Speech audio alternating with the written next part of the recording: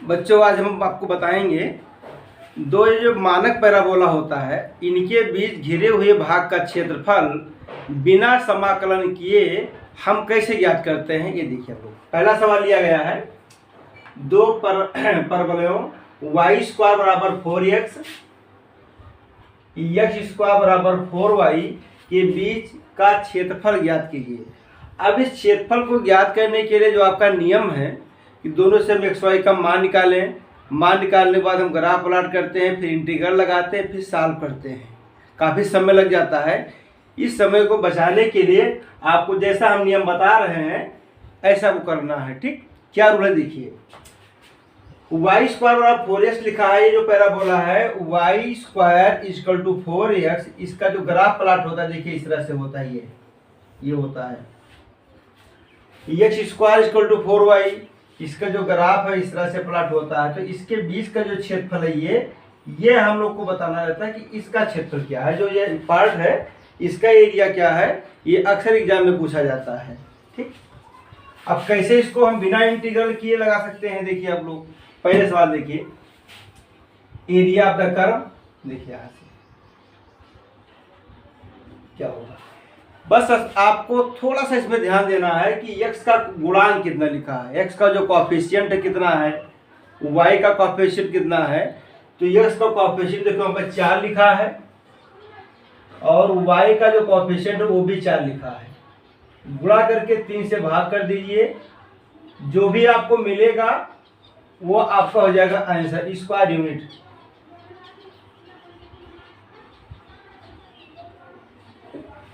देखिए इन x का गुणांक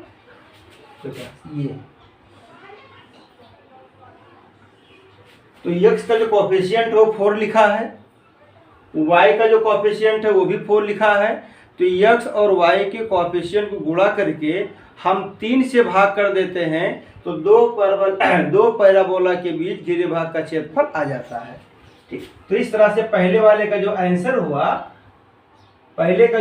हुआ वो आ गया 16/3 स्क्वायर यूनिट मतलब इकाई। अब इसी तरीके से यहाँ पर देखिए एरिया इसका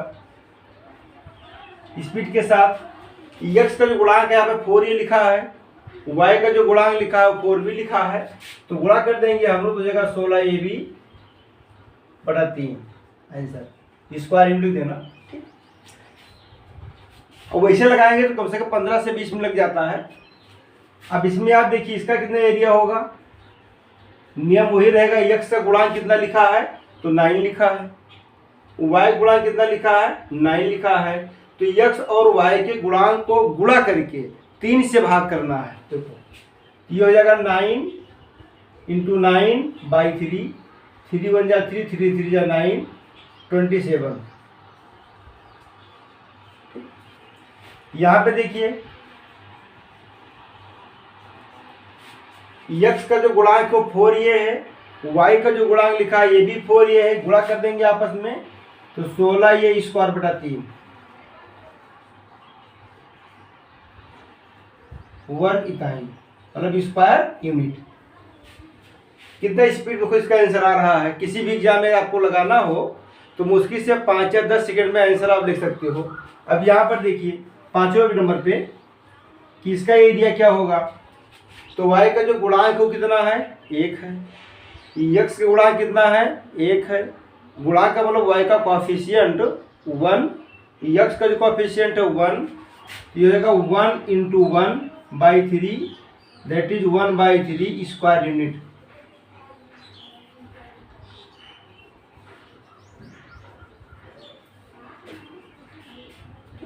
तो इस तरह से इतने जल्दी कम समय में आपने 5 सवाल सॉल्व कर दिया।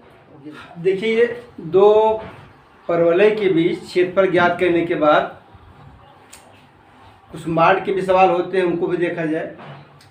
माड x प्लस माड y इक्वल टू 1 के बीच घिरे भाग का क्षेत्रफल ज्ञात कीजिए। 2 माड x प्लस 3 माड y इक्वल टू 6 के बीच का क्षेत्रफल। माड x प्लस 5 माड y इक्वल टू 7, 3 माड x प्लस 4 माड y इक्वल टू 12 के बीच घिरे भाग का क्षेत्रफल। ax plus minus by plus minus c equal to 0 से बने समांतर चतुर्भुज का क्षेत्रफल ज्ञात कीजिए। इस तरह का सवाल भी परीक्षाओं में पूछा जाता है। अब इसको अगर नियम से लगाया जाए तो हम पहले माड को हटाते हैं, उसके बाद साल पढ़ते हैं, ठीक।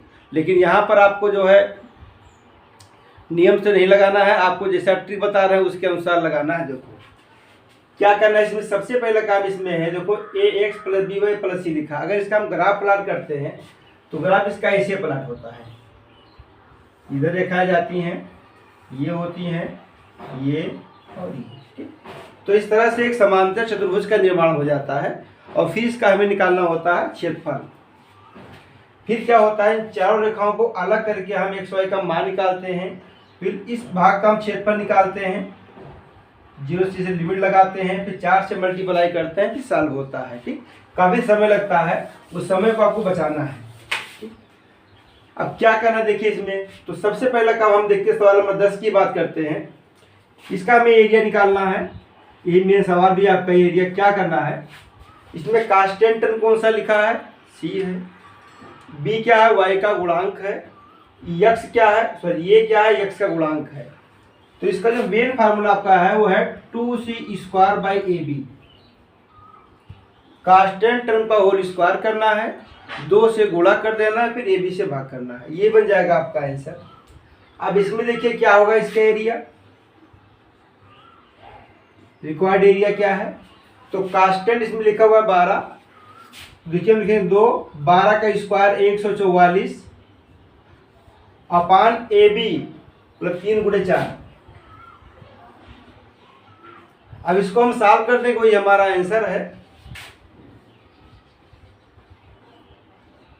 24 स्क्वायर यूनिट। अब इसका देखिए,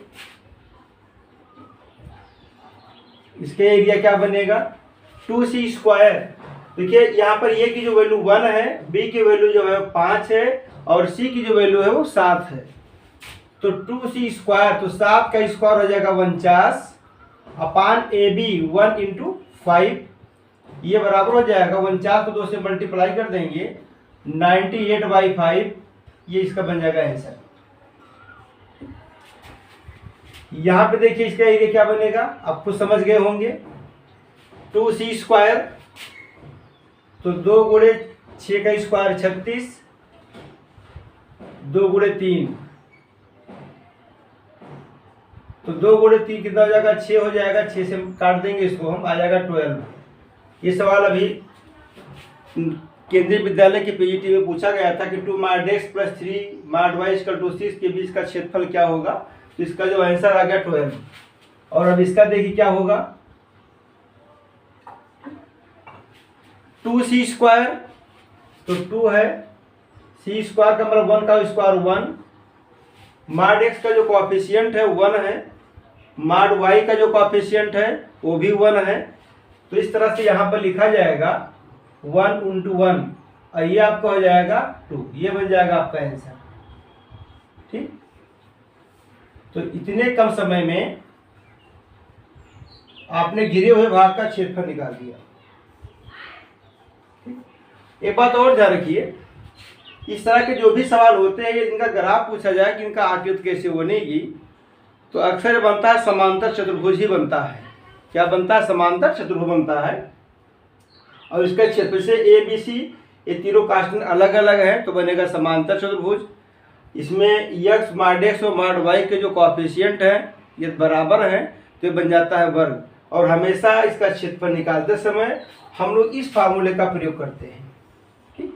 जैसे कहीं लिखा, मान लो ये लिखा है mod x लिखा है प्लस b लिखा है mod y लिखा है = 6c, a mod x plus b mod y बराबर c के बीच घिरे हुए भाग का क्षेत्रफल ज्ञात कीजिए। आपको तुरंत लिख देना है कि इसका जो घिरा हुआ भाग का क्षेत्रफल होगा, जो एरिया होगा वो 2c² होगा। तो इस पर जो भी सवाल एग्जाम में पूछे आते हैं आप डायरेक्ट आराम से लगा सकते हो। ओके बच्चों।